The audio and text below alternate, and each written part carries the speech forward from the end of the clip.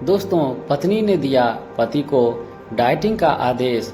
सुबह सुबह पत्नी का आदेश आया। आपने आईने में खुद को देखा है? गुप्ता जी को देखिए, आपसे 5 साल बड़े हैं, लेकिन लगते हैं आपसे 5 साल छोटे।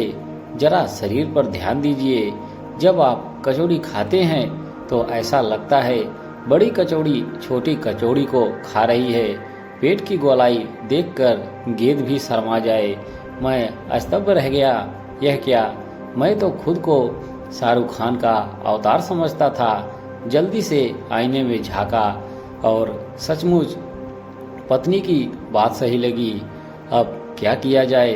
बेटे ने थपाक से सुझाव दिया। पापा, आपको बहुत तपस्या करनी पड़ेगी। बेटी ने भी उत्साह से कहा, मैं आपके लिए डाइटिंग चार्ट बना देती हूँ, बस आपको वही करना होगा जो मैं कहूँ। स्मार्ट बनने की तीव्र इच्छा के चलते मैंने सब कुछ मान लिया, लेकिन डाइटिंग तो कल से शुरू होनी थी, तो सोचा आज आखिरी बार आलू के पराठे खा लिए जाएं। मैंने टमाटर की चटनी की फरमाइश भी कर दी। पत्नी ने इस प्रस्ताव को वैसे ही स्वीकार कर लिया जैसे फांसी से पहले आखिरी इच्छा पूरी की जाती है। डाइटिंग का पहला दिन संघर्ष की शुरुआत हुई। सुबह अलार्म बजा। मैंने पत्नी को आवाज दी तो जवाब आया, घूमने मुझे नहीं आपको जाना है। मन भारी हो गया। रात को 5 बजे उठने का प्लान बनाना जितना आसान था, असल में उठना उतना ही कठिन। लेकिन जैसे तैसे खुद को घसीटकर बाहर निकला। ठंडी हवा बदन से टकराई, पर कुछ देर में अच्छा लगने लगा कि अब तक ना घूमकर कितनी बड़ी गलती कर रहा था। घर लौटते ही मैंने सभी को लंबा चौड़ा लेक्चर दे डाला। सुबह की सैर सेहत के लिए कितनी ज़रूरी है। कुछ दिनों तक जो भी मिला उसे सैर के फायदे गिनाए। लोग मेरी प्रशंसा करने लगे, लेकिन असली परीक्षा तब आई जब दोपहर में खाने की थाली सामने आई। मेरी थाली में दलिया और बेटे की थाली में गर्मा गर्म आलू के पराठे। महक बार बार मन को विचलित कर रही थी, लेकिन मरता क्या ना करता। मजबूरी में दलिया गले से नीचे उतारना पड़ा। फिर शाम को चाय के साथ नमकीन खाने की कोशिश की, लेकिन बेटे ने डब्बा छीन लिया। नहीं पापा, यह आपके लिए नहीं है। पत्नी ने भी प्यार से समझाया, डाइटिंग में नमकीन नहीं खाया जाता। मेरा दिल रो पड़ा, पर करना क्या था। फिर वही घास फूस जैसा खाना और फिर लंबी सैर का आदेश। धीरे धीरे यह दिनचर्या बन गई। सुबह उठना, सैर करना, दलिया और सलाद खाना, ऑफिस जाकर आलू बड़े और समोसे चट करना। एक दिन ऑफिस कैंटीन में शर्मा जी मिले। वो भी डाइटिंग के मारे थे, लेकिन समोसे खाते पकड़े गए।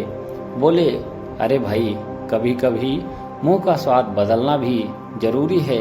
बस मुझे भी जैसे जीवन का नया मंत्र मिल गया। अब मैं रोज ऑफिस जाकर कैंटीन में स्वाद बदलने लगा। घर पर शक्ति थी, लेकिन ऑफिस में समोसे और कचौरी से पुरानी दोस्ती बनी रही। 2 महीने बाद पूरा परिवार फिल्म देखने गया। वहाँ वजन तौलने वाली मशीन दिख गई। पत्नी ने तुरंत मेरा वजन कराया। मैं मन ही मन खुश था। इतनी मेहनत की है, वजन तो घटा ही होगा। मशीन से निकला टिकट पत्नी ने उठाया और उसका चेहरा फीका पड़ गया। मैंने उत्साह से पूछा, क्या हुआ? बहुत दुबला हो गया क्या? पत्नी आग बबूला हो गई। खाक दुबले हुए, तुम्हारा वजन 5 किलो और बढ़ गया। बच्चों की हंसी छूट गई। पत्नी के चेहरे पर संदेश उभर आया, आखिर तुम खाते क्या हो? मुझे सब समझ आ गया। कैंटीन के समोसे, आलू बड़े और गुपचुप तरीके से खाई गई मिठाइयाँ अपना असर दिखा चुकी थी। रात को जब खाने का समय आया तो मैंने आवाज़ लगाई, जल्दी से मेरा दलिया लाओ। पत्नी थाली लेकर आई और उसमें आलू के पराठे थे। मैंने आश्चर्य से देखा तो पत्नी बोली, अब बहुत हो गई डाइटिंग, जैसे सब खा रहे हैं वैसे ही खाओ, और अगर कुछ दिन और डाइटिंग कर ली तो 100 किलो पार कर जाओगे।